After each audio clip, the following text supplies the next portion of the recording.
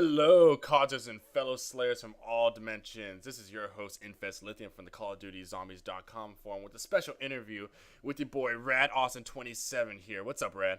How's it going, guys? I'm so excited to be on. Thank you for having me on, and I can't wait to get into this. All right, we're just as excited as you are, man. I know we were talking a little bit before the recording about how we're excited to get this thing going on the road.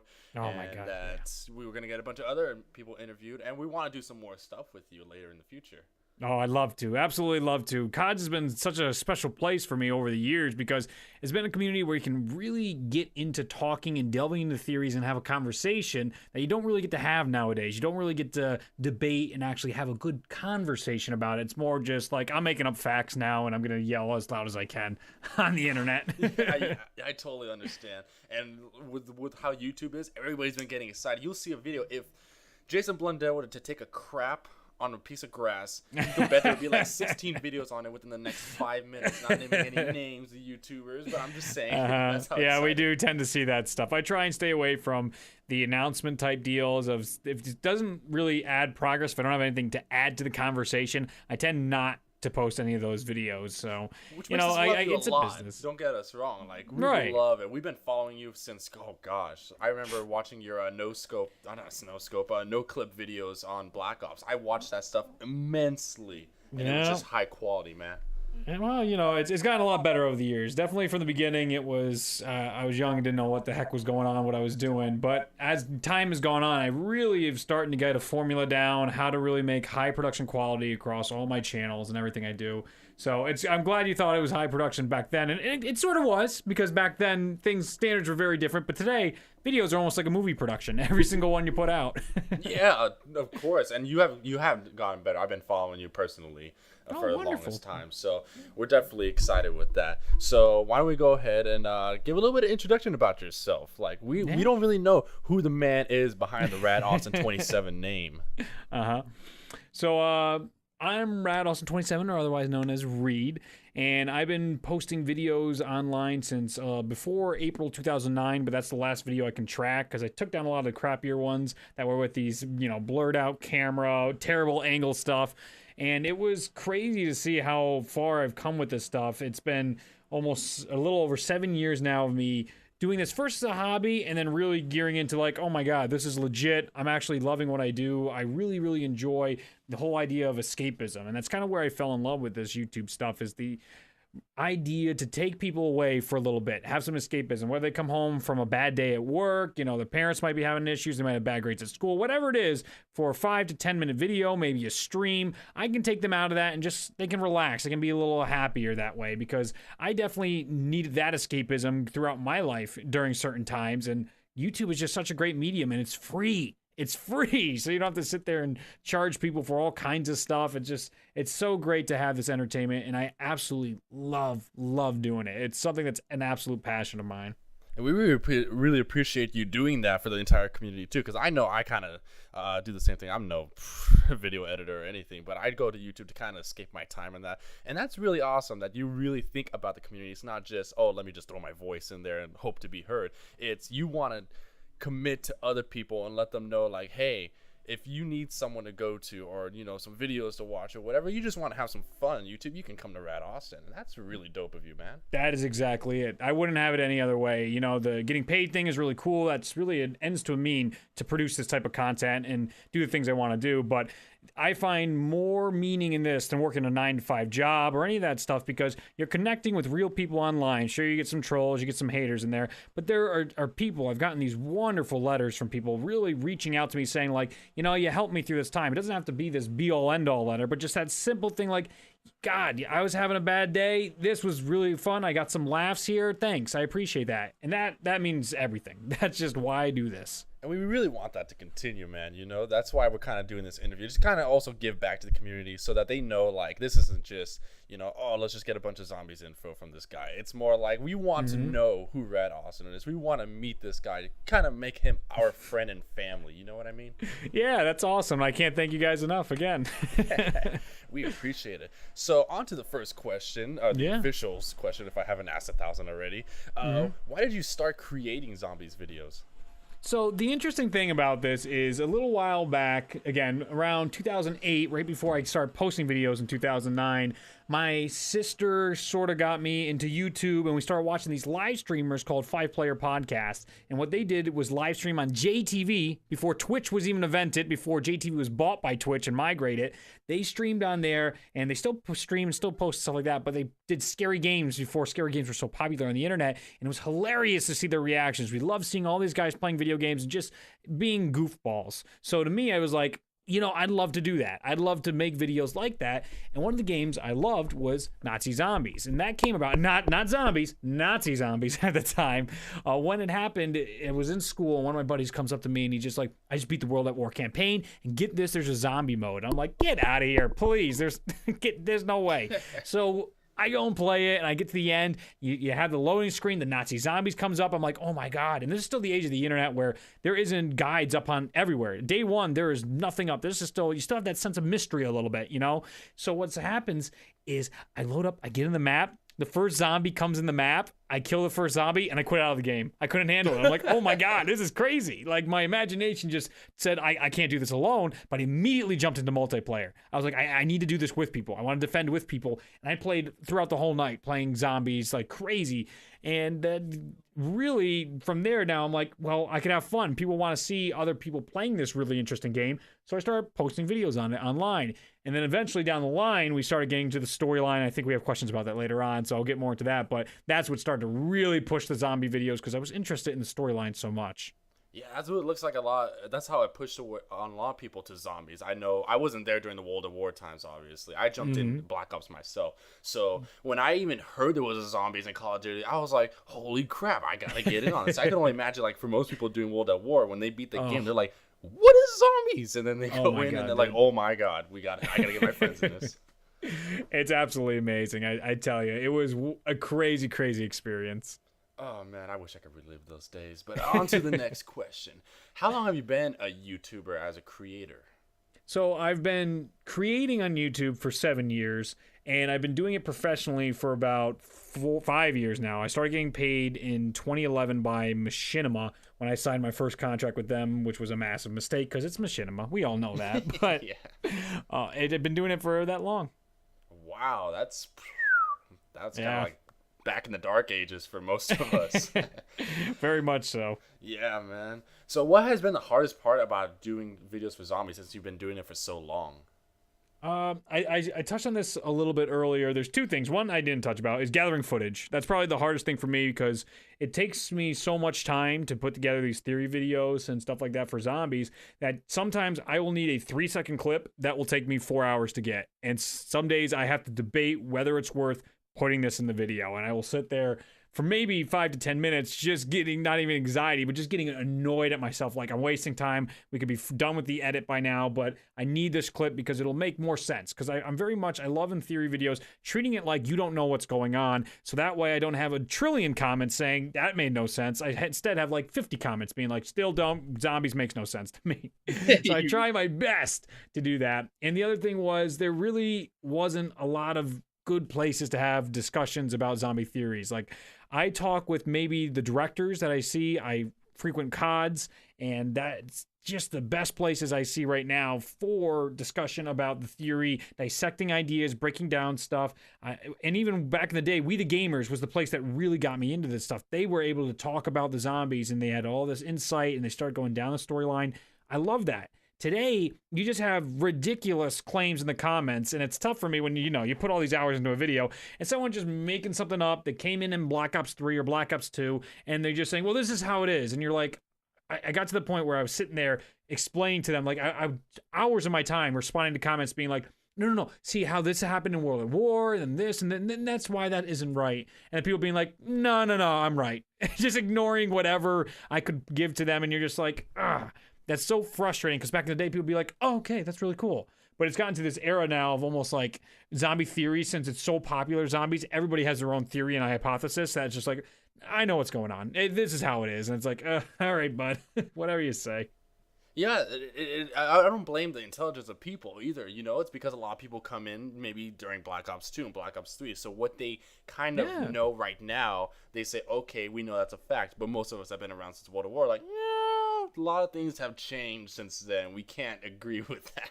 Exactly, and I don't blame them because, again, you come in late, you're ignorant to the information, but it's frustrating as hell because even trying to explain it through text is just impossible. You got to make a million videos, and even the other day I was getting links. Someone was tweeting me about the Illuminati on Doris, and they're like, you need to decipher this with the Pothican language and the Keeper language that was released by Milo and the T-shirt and all that stuff. You guys got to crack this code, and it's like, if you took 4 minutes just to Google that, you could have figured out that that was cracked 8 years ago and it's Illuminati code. Like, it's 8 years old, but you still get these people being like, hey, you know, I just found this, you need to solve it. And it's just like, Yeah, Google is your best micro friend, battles. you know? I mean, like, Yeah. it's if I don't remember if you've seen it, you probably frequent Reddit a lot as well as us. I stay away from Reddit as much as possible because that community gets me going. Like, the other day they had the Eye of Horus thing that Johnny J brought to my attention, and it just, like, someone was watching the way I read the post was, he saw a Noah J stream, saw the Origins ending, took a screen cap from the stream, and he's like, that looks like the Eye of Horus. We're going to Egypt based on the trailer, because we also had coordinates to Egypt in there. Yeah. And it's just like, okay, if you watch the whole thing in the frames and in HD, it's clearly a biplane that's hanging up. It's called to Origins and what's going on.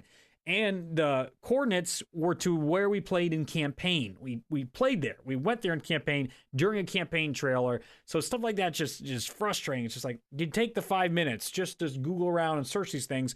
But it was very popularized on the Reddit forum. Like, there was 360 upvotes or something on that. And everyone's like, oh my God, perfect sense. Absolutely could be Egypt.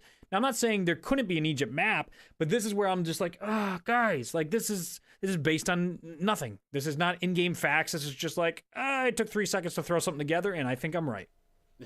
But it does happen. I mean, oh yeah. Do you remember I mean, I'm not saying I'm right all the time either. I got to qualify that. I'm wrong about tons of stuff, but I'm happy to be like, all right, well, we learned, we have new facts, let's revise it. No, I completely agree with that too.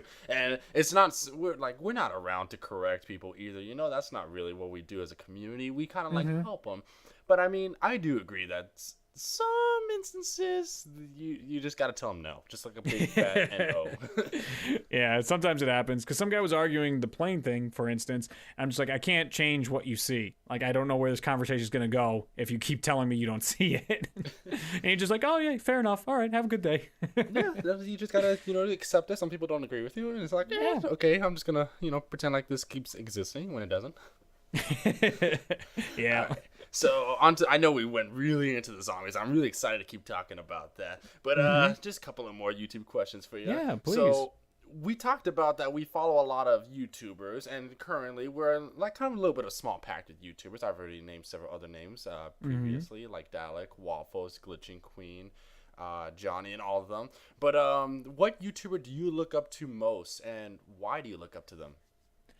Now, this is a really cool question because I always thought about it, and it's kind of stayed pretty steady throughout the years. The YouTubers I really look up to the most is Rooster Teeth as a whole. You have Bernie Burns and Gus Sorolla, and the founder of Rooster Teeth for Red vs. Blue slips my mind. But what they were able to do with just a hit show online, take those risks, and now they employ over 200 people.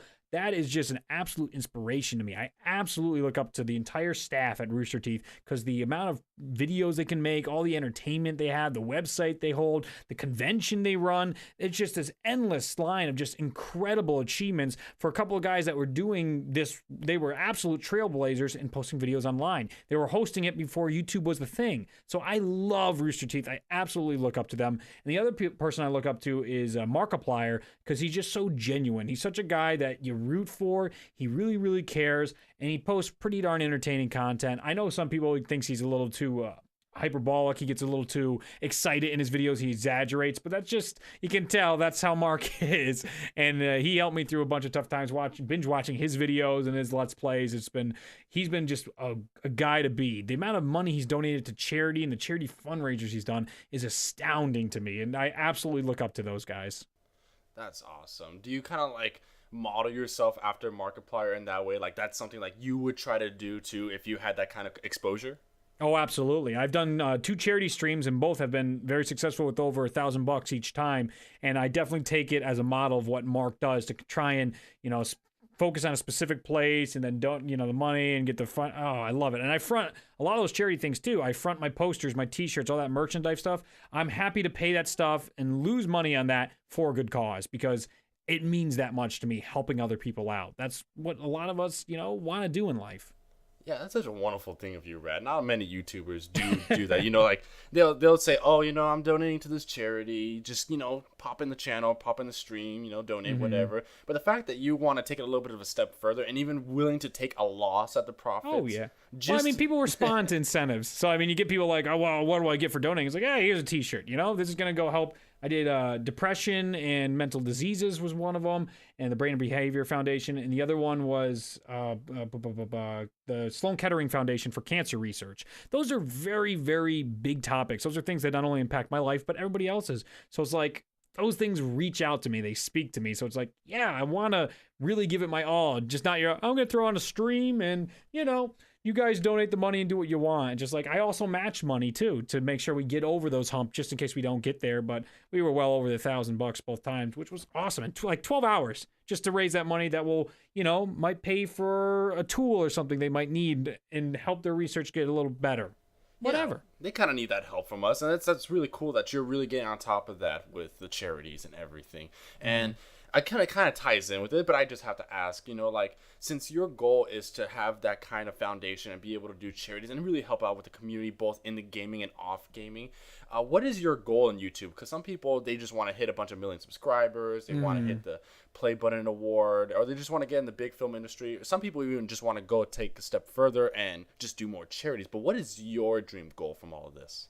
It's definitely to become something like Rooster Teeth. It's definitely go to some kind of production value, hire employees, and make a difference in the world through entertainment and escapism, as well as charity donations. That stuff speaks to me, and that's where I absolutely want to go in my life with it.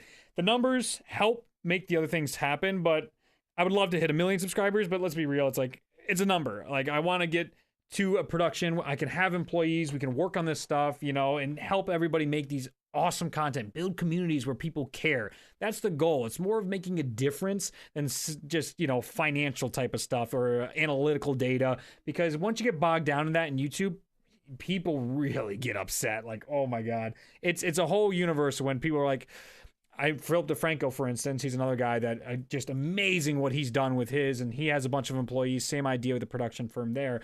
But you look at the numbers and you make a video and he would say, how come this video only got 250,000 views while the other one got 400,000 views? What are we doing wrong? What's going wrong? Well, you're killing it. 250,000 views, you're killing it. Yeah, that's a lot. Shoot, I would be happy with just 10 active people viewing my videos every single day. Exactly. All right, now we got the YouTube stuff out the way, so we're going to go to the zombie section, the kind of area that you excel in and that we are excelling at asking questions about. So the first question, this is actually questions from one of our members, Rizzo, on the CODS forum, along with other people. I just kind of generated the questions. So the first question is, would you integrate Nocta and Toten more into the story? Yeah, I think it's something that we can do. It'd be fun. If I had to.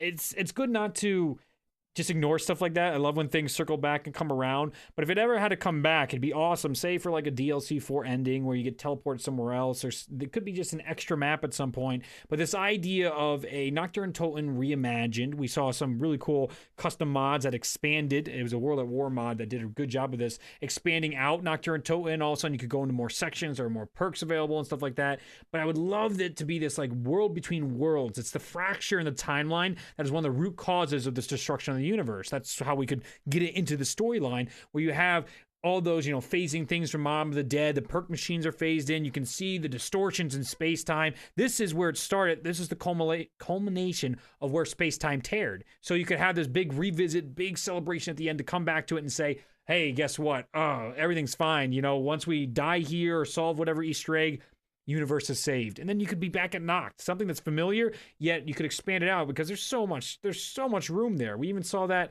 in, I think, Transit, when you're in the cornfields and stuff like that. It's already bigger. So just to be out in that area where the zombies could get at you, I'd be super excited to see a way that they could integrate Nocturne Toten into the storyline. I would, because there's so much potential there. just imagine that, like, at the very end of it all, just like you were saying, like, just ending up back to where it originally started. Like, how would you end that off? Like, if you were the game developer, if you were Jason sitting there like, okay, I need Toten to be the last map we play on. How would you put that out as a big bang? What would you do for that game?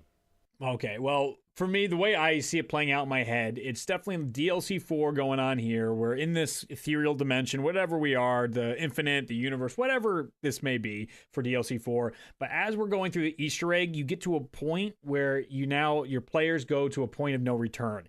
And this is like this super ending. You're taking on the overlords or wherever the story has turned at that point. But whatever the main antagonist is, you're now fighting them in whatever sequence we might have, because we've now had bosses come here.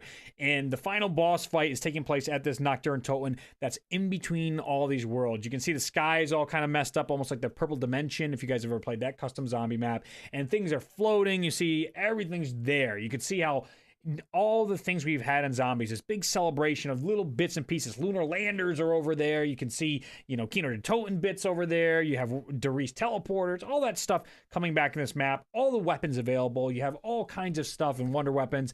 And you have this big showdown with the zombie. And that way it's this sequence where it's like, you get tricked. It would even be cool enough where you get tricked, or maybe the blood vials will say, is Richtofen's way out, and that comes up in DLC 4 halfway through the Easter egg and catches the antagonist off guard. So you see the antagonist sitting there saying like, oh my goodness, and that whole like flash of light, similar to when we go into the MPD or wherever we do go to decleanse the Keeper. Like, you know how that flash of light happens when we teleport to somewhere else? Yeah. Very similar idea to Nocturne Toten, where now we have this open area. It's a whole new map. We're not leaving, by the way, though. I like that idea of not leaving, completing this whole cycle thing, It's a good way to look at the whole story. Every map's a cycle. We have these paradox cycles. And then to end on the map we started with would just be poetic justice to zombies. I think you should definitely hit up Jason and tell him to get your ideas, because that made me a little bit stiff. I won't lie. All right. So I would really like to see that, first of all. So any custom map makers out there, do that, please. Please. Oh, I'd play the crap out of that. I know we would, too. So do you like the multiverse alien aspect that Zombies has taken in the Black Ops 3 season? No, I'm very anti-multiverse because it starts to lose weight on everything. It complicates it, so I can't make entertaining videos for everybody online, because who wants to sit here and watch me on a whiteboard explain to you that there's infinite timelines? It's just brutal to make content about that stuff. And even for my enjoyment, it's like there was so much more potential during Black Ops 1. Like, Raid to Shangri-La was that golden period of just excellent. Like, teleporting still worked, all right? Even time travel was pretty darn good. You could still work with it, what they were doing, because it was still one universe, still one coherent story. But once the multiverse got involved, I was just very much disappointed in like how ridiculous it's gotten. Like, to even try and keep track is a hassle now, when it's something that we used to enjoy, and it was pretty easy to be like, oh, there's a lot of mysteries out there, and it's cool to see the scientific experiment gone wrong, or whatever it might be. So what about the alien part of it? Like, because we're dealing with these apothecans and like Mogwais and keepers and everything, and nobody knows how to tie into it, because there is a subdivision of the community that's like, what happened to just, like you were saying, genetic mutations and 115 being implemented in every single living being. Now it's kind of like this, you're fighting a 4-foot story spider in a cave. Like, where does that all tie in? Oh, that's fascinating. That's a good question there, because it's like those things in particular, when you have these alien aspects to zombies, really change the tone. And I think that came from Jason Blundell's direction to make it more fantastical, make it more fantasy-based is what I'm saying there. It's very interesting to see that he wanted this direction to really, I mean, we have dragons showing up now, like you said, spiders, we have Margwas, these really ridiculous things that can fit the storyline because of what they did with the multiverse. I think it really builds into this idea that there's endless universes out there, all kinds of different versions can exist, and this is what happens in this universe, that you can try and tie in 115 effect to these creatures. I'm not a fan of the overlords and Monty and all these ethereal things that are so constantly bigger players that still haven't been introduced, that are still teetering on the outside. This M and X we have in these ciphers that are now potentially controlling the entire storyline and manipulating all of Zombies, but we have next to no reference to them ever. We have next to no explained influences all the way till DLC 3 is not released yet, but I mean, we're running out of time here for them to be like, and this is everything why it happened. And it's just, they're trying it's to, like very little shoehorn the aliens backstory in. involved with it. And as much as we love the idea, I mean, you can't get us wrong. It's very creative, right? It brings a lot of challenge to when you're playing the game and when you're trying to say, okay, you know, how does this happen? That's cool seeing a reference to Cthulhu and everything else. Right. And just to see it, it's like a lot of people have been saying in the community, you know what, this is just overkill. We just wanted zombies and just a creepy little atmosphere. Cool, give us a little Easter egg, wonder weapon, whatever. But now when you go into a game as Zetsubo no Shima, for instance, how many times do you just deal with the zombies and not a thrasher, not a spider, not, you know, dealing with those stupid spores every time you run next to them? Right. Well, in counter to that, though, I do agree with what Treyarch's done, and they got to evolve. You can't keep the same game going. I mean, even Black Ops 1 ran out of steam back then. When World at War, we were into our 10th map with Moon, and people were getting upset. People hated Shangri-La, and it's amazing to me how they just turned this around, this 180 later on, saying, oh my God, like, I love Shangri-La. What an awesome map. It's so difficult. People hated that map on release because it was very much the same of what we were getting over and over again. And now that Zombies has evolved so much, you look back and being like, oh, you know, the same thing I got, but with a little different twist. I like that now. I commend Treyarch for like shoehorning these aliens in so we have new ways to play. I mean, we get these Margwas, like we were just saying, and we have all these different creatures that are in, so that's fun gameplay wise. But the story guy in me sometimes goes like, oh man, what are we doing here? It just kind of hurts you, right? Because when you finally think you have the piece to the puzzle, like, okay, now I'm making sense to this, they give you another thing and like, oh, I can't make a theory, I can't make a video, you know, I'm done. Yep. So this next question, I threw it into the mix because somebody asked this, and it might be zombies related, maybe I'm missing something here. Cake or ice cream? Oh man, if in the virtual world we're all about the cake because the cake isn't a lie, but in real life I love ice cream. I'm a sucker for ice cream. What kind of flavor of ice cream? Oh, I'm boring. I'm vanilla. I'm always vanilla. Well, I mean, vanilla's not a boring It's delicious, flavor. but it's flavor. Yep, I always go with vanilla. Nothing wrong with that. I'm kind of a chocolate guy myself. A little bit of cookies and cream, cookie dough. Oh yes. Oh my God, yes. So ice cream is beautiful. Are there any aspects from Zombies that you apply into real life though?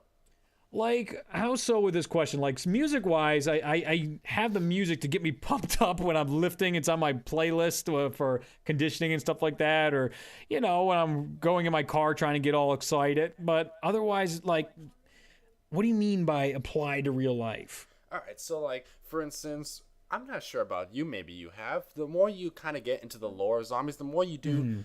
more research, which builds researching skills. For me, it was ciphers. I suck at ciphers. I still suck. Right. I can't solve a cipher to this day.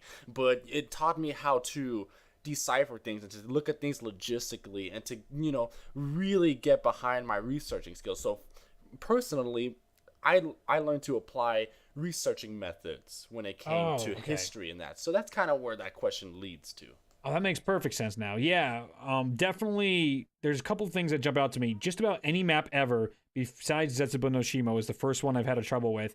Zombies taught me a way how to get into maps, and I can almost instantly memorize the map. I can almost know where to go on day one when people are always like, where am I going? I don't understand it. I've never had that issue until Zetsubo no Shima, and that only took a few hours as well. It took me some time to get adjusted, but it's almost after like playing 1 or 2 times, I really get the hang of where we're going to be on the map.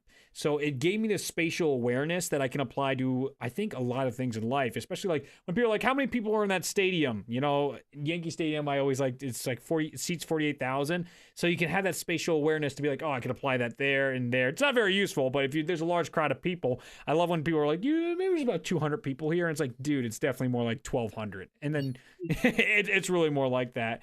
And then the other thing was definitely with zombies is this critical thinking, because I solve some of the Easter eggs early. Of course, this is a community effort, but even back in the day when it wasn't so much a community effort, we were all about these Easter eggs, and definitely looking deeper into these gives me a really good critical lens to think about things, gives me different perspectives on life in general as a way, because God, in the past, like Ascension, just the start of that Easter egg was just so crazy to throw a Gersh device outside the map. It's so outside the box of thinking that you would never think to even attempt to throw something outside the map that you could have Now apply that to projects in real life where it's just like, well, we wouldn't even try in, back when in my engineering days, approach a circuit this way, but how about we try it that way? And I've had success designing circuits that way. And it's cool to see how zombies can influence you, especially since when you do it young enough, it can lead to really cool things. Yeah, Zombies is like a pretty good teacher for some things. And I'm not saying like we should, in my opinion, we should, but it's not like Zombies is going to have like a class in high schools and colleges teaching you life skills.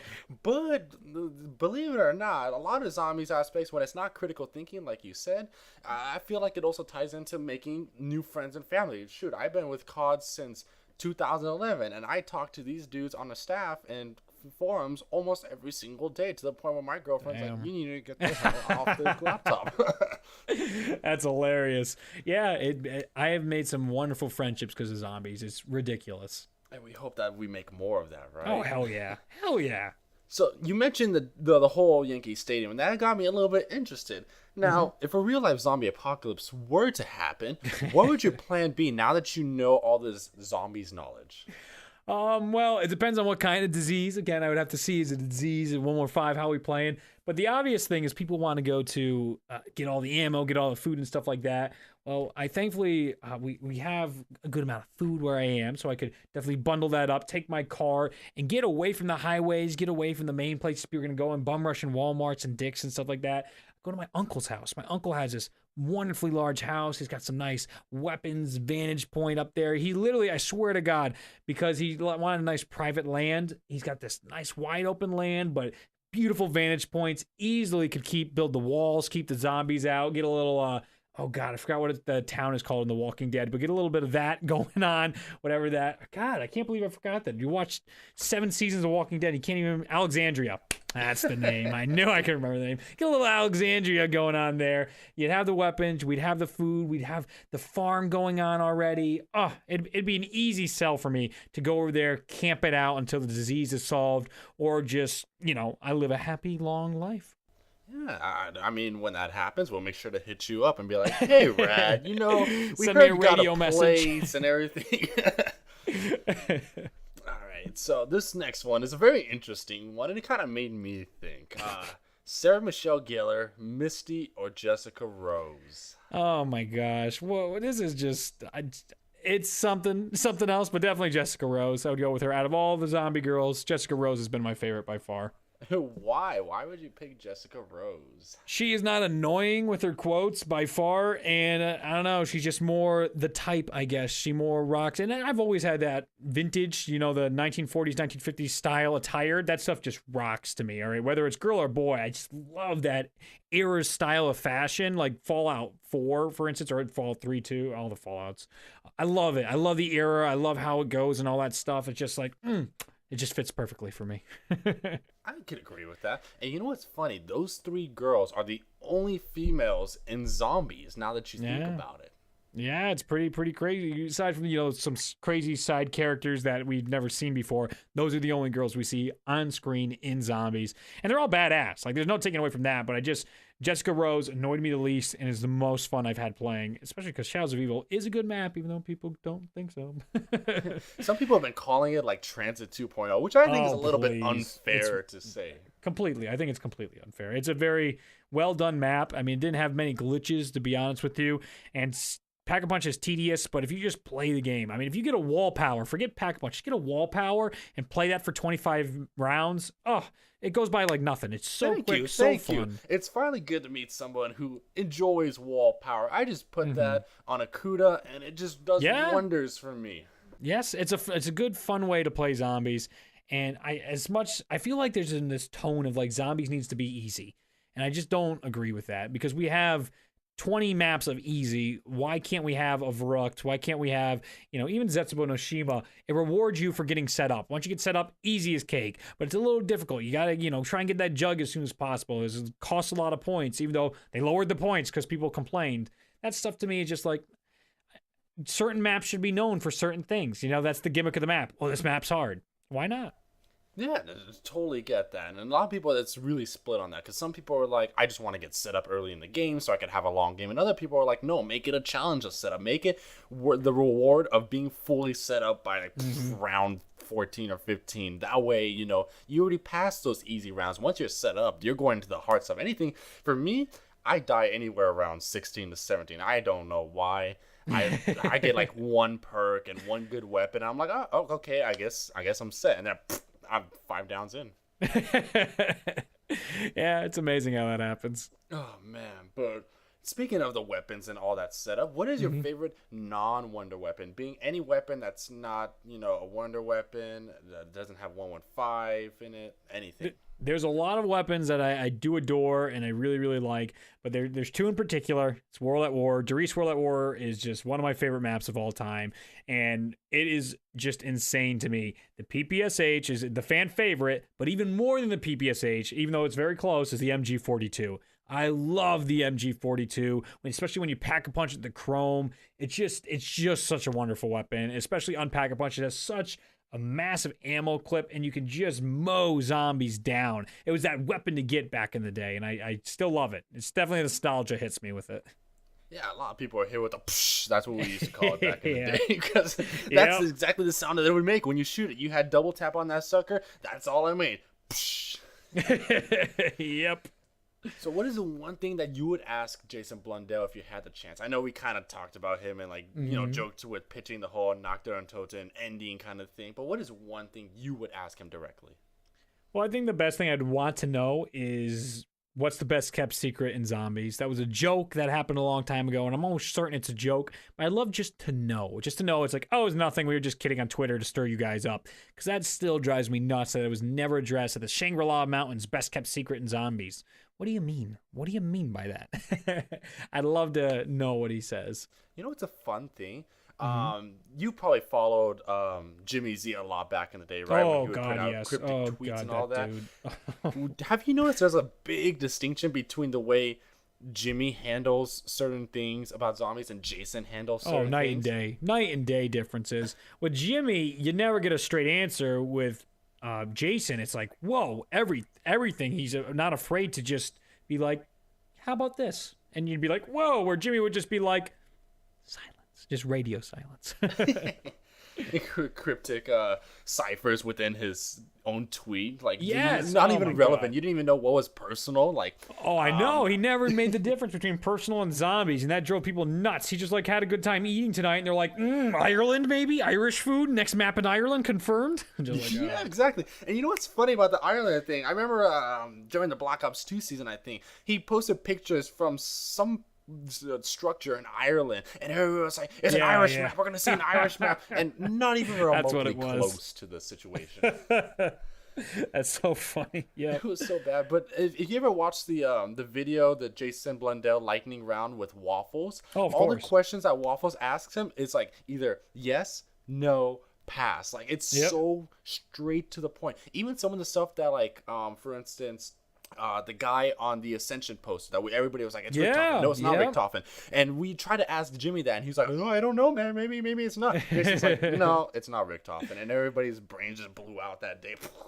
You want to hear a cool story about that? Is that list, those yes or no lightning round questions, and most of the questions Milo had, he reached out to me and we worked on those together. So all those lightning round questions, a majority of those came from me and him going back and forth and trying to refine exactly what we want to ask Jason to get those type of responses. Oh, are you serious? That's awesome. Yeah, it was awesome. And Milo over here, just thanks again, Milo, for including me in that, because it was an absolute pleasure. I love working with him. He's one of the best guys on YouTube to work with.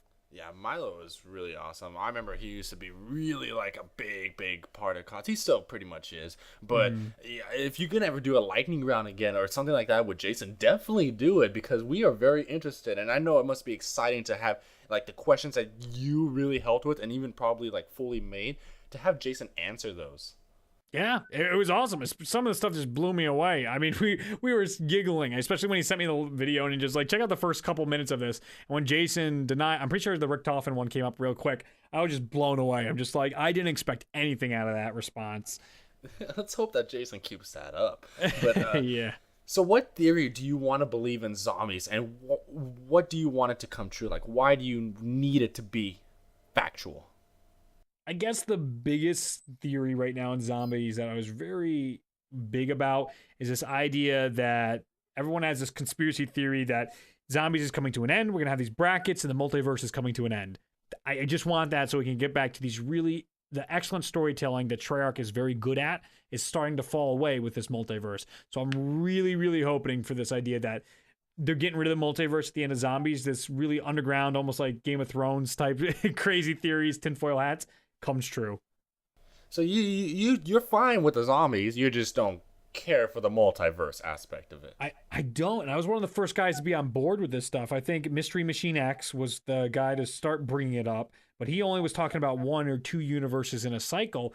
And then I remember making my big video, and I did it with Jordan as well, where I really started getting into the multiverse, and I started getting in after BioShock Infinite really made it popular in mainstream media and quantum physics. Now everything's timeline. Everything is this multiverse effect. And it's oversaturated to me at this point, and it's almost lazy storytelling that they can do whatever they want. They're not playing by their own rules anymore. I'm hoping that theory can come real. And I also hope Shangri-La is not on Mars ever. I'm so tired of disproving that. Are you sure? Because Jimmy made that tweet, I believe, that about the lunar landers the other day. And oh my god. If they change things, it'll just blow me away. But the way I saw it is the moon in Shangri-La, when you go into eclipse mode, shows Griffin Station, and you can clearly see Earth from Griffin Station. It's the same moon as Doris. Doris, we know, is on Earth. That's the way you can start really positioning everything the way it has to be. Yeah, well, hopefully everything else gets cleared up. I highly doubt by the end of this season we'll get the answers from those past maps. But at least we will have like a general understanding, or hopefully maybe it'll even slip out of Jason. Maybe it'll slip out of somebody else. I'd love that. This isn't true, what you thought. But speaking of the multiverse, because it is associated with our favorite character, Richtofen, what do you think his intentions are with that teaser, that video that came out? We really got a better understanding of what's flowing through his head and what might happen. So what do you think is going on in that crazy guy's head? I think he has the best of intentions, but he's very misguided. He doesn't really think about the consequences that are going to happen. He thinks the means justify the ends. No, oh my god, did I just get that backwards? The means justify the ends. No, that is right. Okay. Anyway, he's going deep into doing terrible things, committing all these evils. And he thinks that, it's all going to be undone. They're going to be able to save the universe. But there's clearly higher powers at work here in the sense of this M and X ciphers that are controlling and pulling the strings in zombies. Whatever's controlling zombies, aside from the 115 that reanimates the cells, we found that the announcers and the MPD can have an influence on the zombies. And I still think there's another influence out there having an influence on the zombies. So Richtofen's intentions are the best. He's really open for something good, but I think there's a lot of consequences he hasn't thought through yet that are going to come up in our game. Do you think he's hiding something from the crew more than like what we already know? Because we know that when the Giant came out, he wasn't telling everybody what he was doing. For instance, when Dempsey asked him about his own body, he's like, "What are you doing to your body?" And he wouldn't even tell him that. And then, right. But now it's kind of coming clear. But do you think there's still something that he is not telling the others? Oh, absolutely. The big thing, too, is like when you get a drop in Horizon drop, you get a power-up drop, he says, "I know who you are." And I forget the entirety of the quote, but he says, "I know who you are now." And he knows who the announcer is, who's giving the drops, and yet he's not sharing that information. He knows what's going on. He knows how it works. Whatever he learned in the Chrono Reham is really making a massive impact on what Richtofen's deciding to filter and censor to his teammates. And we're still not going to find out. And we're still probably not going to find out, even in DLC 4. He's still going to die with a bunch of secrets he kept to himself. That's the best way to die. I mean, like, you wouldn't, if you were dealing with 3 other people, questioning every move you made, trying to restore balance, and at the very end of it all, would you just turn around and be like, "Oh, by the way, I've been keeping some things from you"? Right. That would be pretty rough. And because you brought it up, and I actually forgot about it, here's another question regarding it. What do you think the Chrono Reham is? Some people are thinking it's like a library. Some people think it's a book. Some people think it's just like this artificial, like, mass knowledge that Richtofen gains somewhere. Well, it's interesting the way the quote is, and I haven't read it in a while, but my first couple interpretations of it is the Chrono Reham is this universe in between universe, a higher dimension of sorts that this, Monty or Maxis, whoever it was, brought him there on purpose to try and give him some information. And it's clear he didn't get all the information because things have been from even Maxis. He said that M is keeping things from him. So I very much think that Richtofen only got a filtered version of the Chrono Reham, only got limited knowledge, but that's where he gets into this, I've seen things and all that.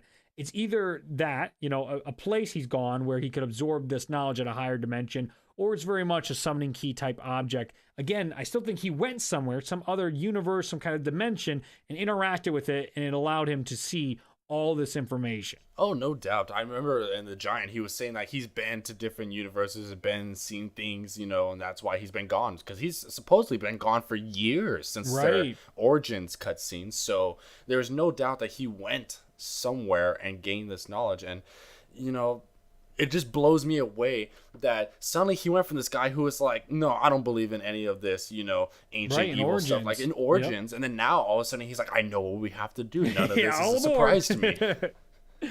But that covers most of the zombies aspect. So now we're going to go on to the Twitter portion of it. So these are actual questions that our own followers and probably some of your followers as well wanted to ask you specifically. Fantastic. So this comes from user Addicts. What got you really into the zombie story? And like, let's make it a little specific because we already asked that kind of question.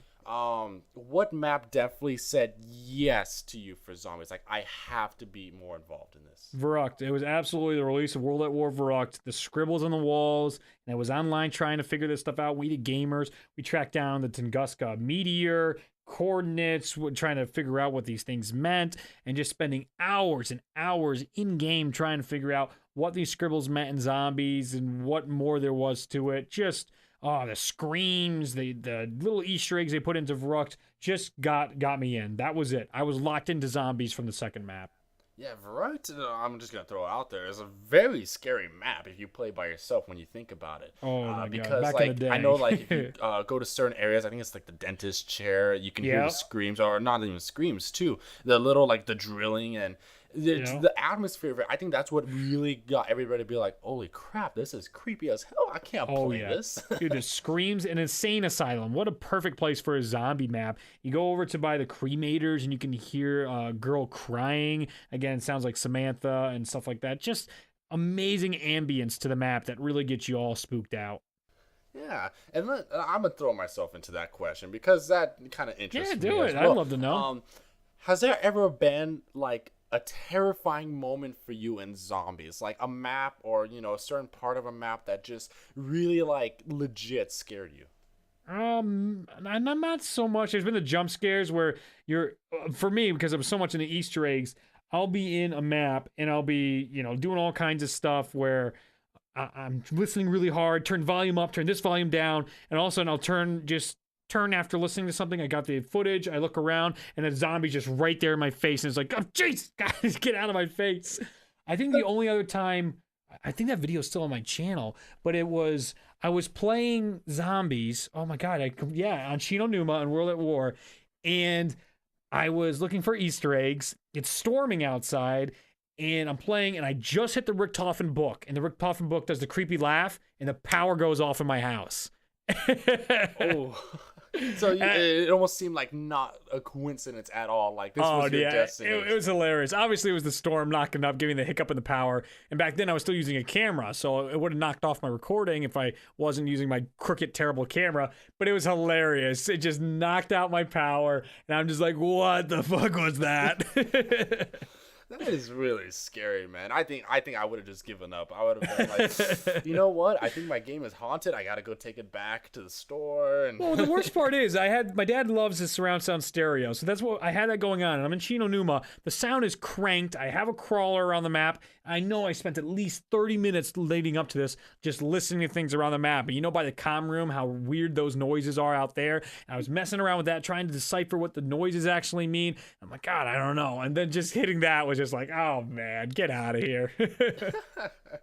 Hopefully we get a lot of more of those in the future, because that's just some quality comment entertainment right there. Oh, it's beautiful. If you believe me, like I would love to put up videos of like just scary things that happen in zombies. But This because we talked about Blundell just a little bit. Tie Man on Twitter says, "Are you a sucker for Blundell?" Yeah, sure I am. Easy one. I know Jimmy Z really tugged on everybody's heartstrings. I can only imagine he probably tugged on yours even the most. So, and we compared him a little bit too, but I think everybody loves Jason. I mean, what would you say is like the number one characteristic that you love about Jason? How much he interacts with us now, how much he does care, even though he likes that wall of separation, so we're not influencing him on his creation of the maps. I absolutely love how his relationship with the Mr. Raffle Waffles or Milo, it's just awesome. He cares about the community, and that's all I could ever ask for. Yeah, we kind of hope, like, there's always been, like, this dream of ours at COD to, like, just go down to the headquarters because I'm California-based, so it takes me about an hour to get there. And knowing that Jason's there and how chill he is with all, like, the YouTubers in the community, part of me just wants to, like, go to him there. Just walk in and be like, sup, I'm here for Jason. Just Well, an interesting thing is Jason works in the Germany Treyarch studio. Actually, the guy that heads Zombies in LA is Peter Livingston. So sometimes what's his name will come over. He's the head of it all, Jason. But Peter Livingston is the one, or Livingstone, I don't know which way it's said. But he's the guy he's the guy I met when I went to Treyarch and we got to talking about Zombies. When Jason's out, that's our captain of Zombies out in LA. Man, maybe Peter can bring Jason here, you know? Like, maybe just have like a little bit of a marketing event. I don't know. All right, so is there a Zombies moment that stands out to you the most? It could be a gameplay or story. And this is from Shofisco on Twitter. Excellent question, Sofisco. And there's three things that have stuck with me throughout my 8 years of playing Zombies. 3 occasions. The first one was Doris. I was playing with randoms, wasn't recording. We turned the song on. It's like round 30-something. And back in the day, 30-something was incredible. We're teleporting like crazy. The song's going on. You're getting any weapons you can get off the wall to stay alive. And then we almost kind of like recreated the ending of that trailer. And that was just one of the greatest just moments playing Zombies I've ever experienced, where I'm in there, I'm pack-a-punching, they're covering me, I get the gun out, and then I'm coming back out and I'm covering them.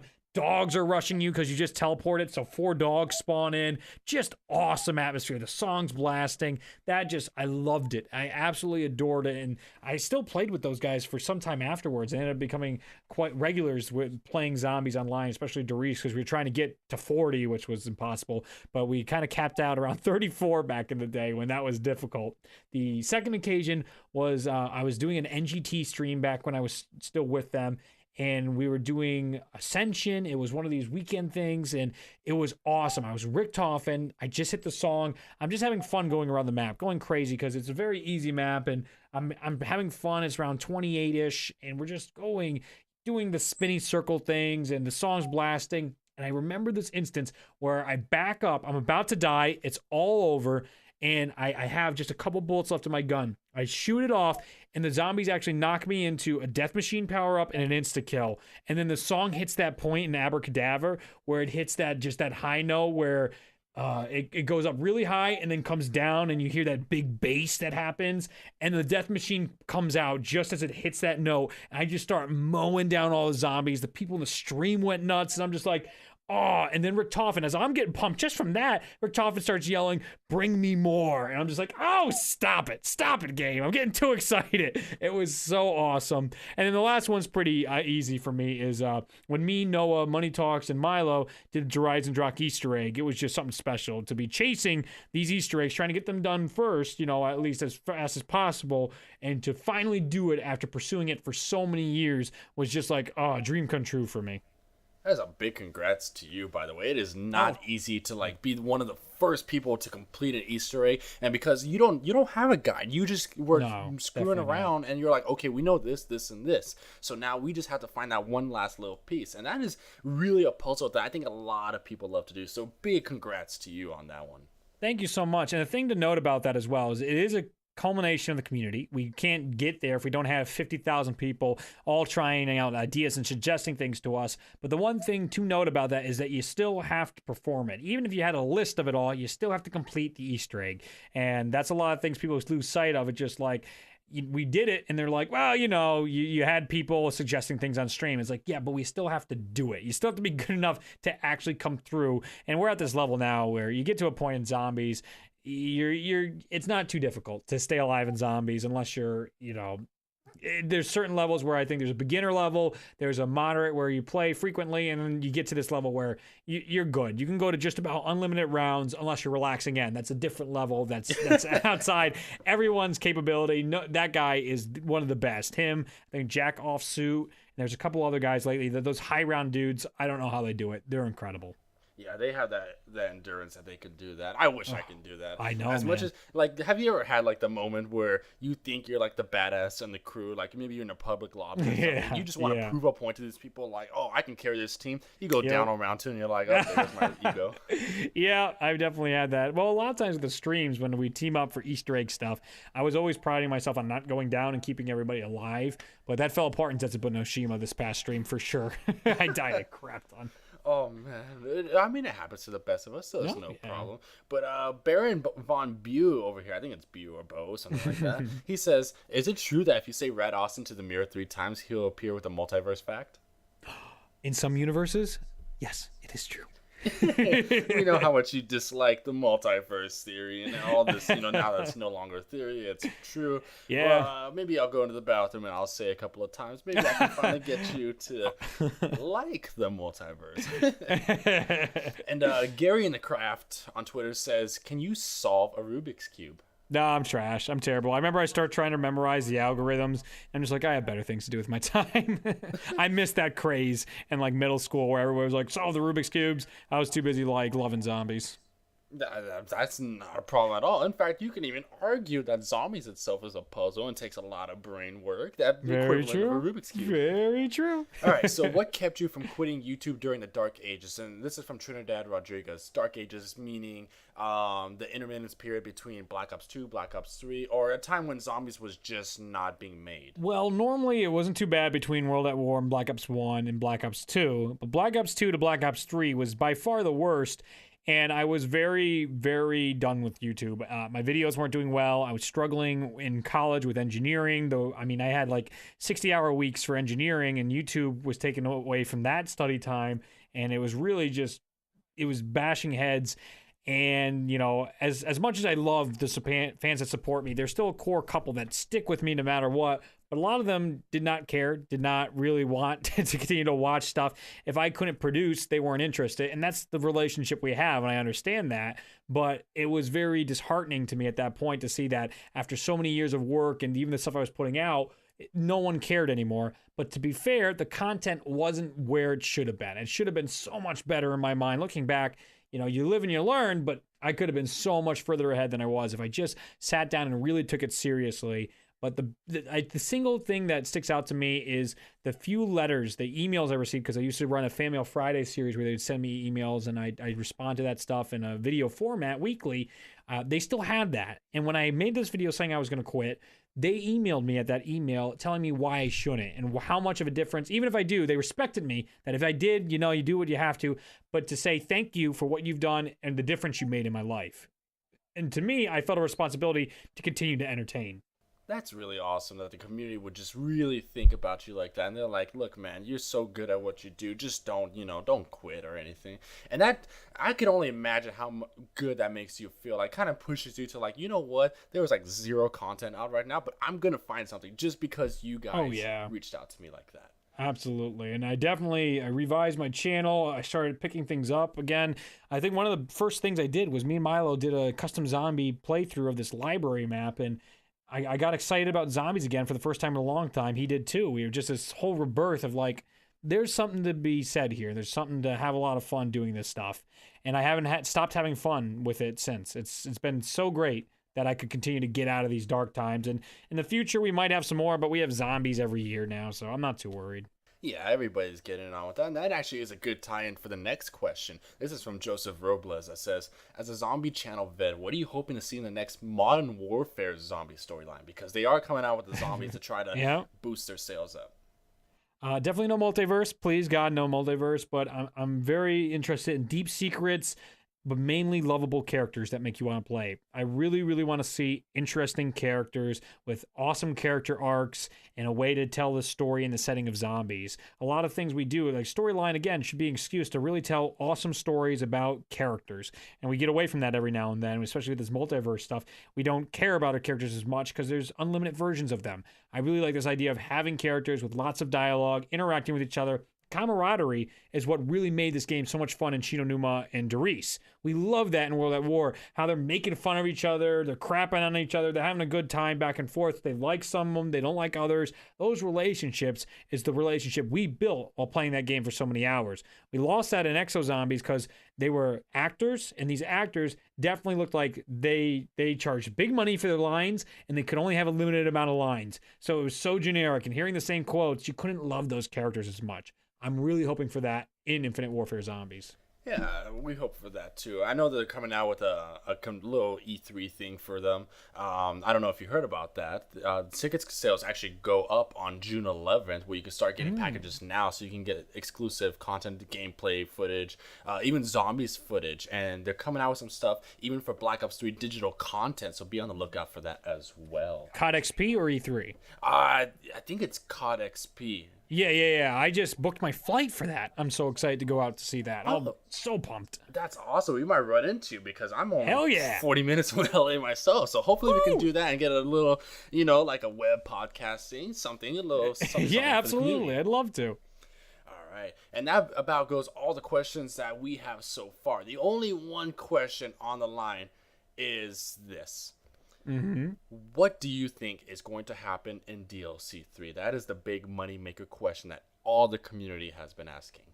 Okay, well, my big theory right now, we will go to Stalingrad. We will have this pretty awesome map where we're chasing down 1.0 Nikolai, and push comes to shove, we're going to be trying to kill 1.0 Nikolai. But the theory I like the most right now, this idea of Nikolai is so obvious. Everyone keeps thinking Nikolai's going to betray everybody, he's going to be the problem. I'd really like Treyarch to turn that on us. And Nikolai is actually the guy that saves us in DLC 3. We have this whole contingency plan from Richtofen about the blood to keep them alive. And I like this idea that the Shadow Man inside the summoning key that we don't know about, or our main characters don't know about, don't understand what he's doing.